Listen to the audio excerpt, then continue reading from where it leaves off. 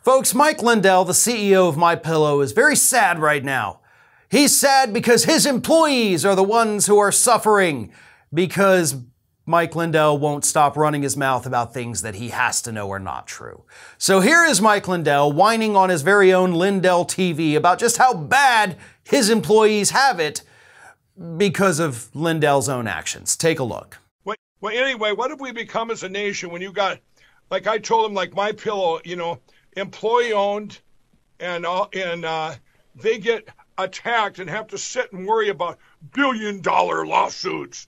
They go home, they have families to feed. They're Democrats, liberals, Republicans, conservatives, Hispanic, black, Asian, white. We're all like one big family. And he goes, well, how do your employees take that? I mean, how are they taking it? I said, we're trying to get by. We've lost hundreds of millions of dollars because of cancel culture and you media people attacking.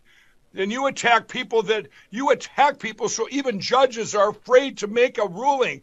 They kick things down the thing to standing, this horrible thing called standing. They just kick the can for standing. You see, Mike, it's not the media that's to blame for any of this. I know you're sitting there saying like, and it's the media doing all these things. No, it's you. Like, you're the problem. If MyPillow were a publicly traded company, the board of directors would have kicked your ass out of that company a year ago once your products started being pulled off the shelves of department stores. You are tanking your own company. But because it is still privately owned, there's literally nothing anybody can do about it. So your employees, those people who you say depend on you, right? Black, white, Asian, liberal, conservative, whatever they are, they're suffering, they're unsure of their future now because you decided to inject yourself into American politics. Because rather than investing in your own store, right, rather than worrying about the fact that all of your brick and mortar stores have now closed down, in spite of saying you were going to be building tons more this year, there's now 0 left.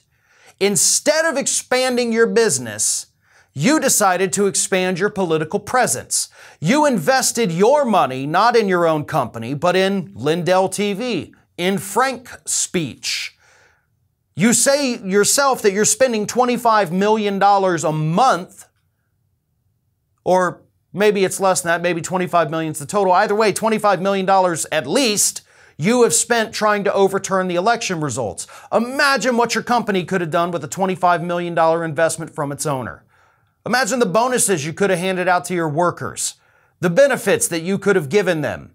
And you have the audacity to go out there on one of these platforms that is literally losing you money and whine about how hard your employees have it because they don't know if their future, if their job is still going to be there. That's on you. You're a bad boss. You're a bad business owner. You made stupid decisions and now those decisions are coming back to bite you and to bite your employees. And it's not fair to them, right? That's the thing we always have to remember. This is not fair to those employees at all. Because I'm sure Lindell is right. He probably does have some liberal people working there.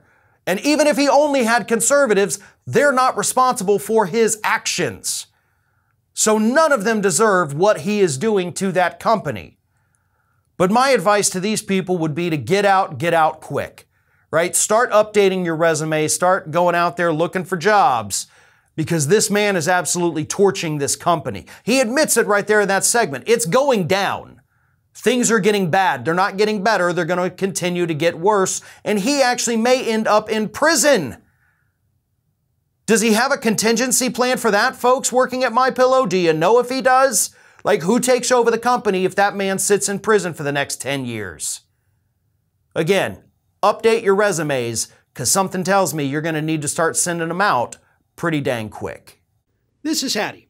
Hattie wants to know why you have not subscribed to our channel. You obviously like our videos, so do us a favor and subscribe.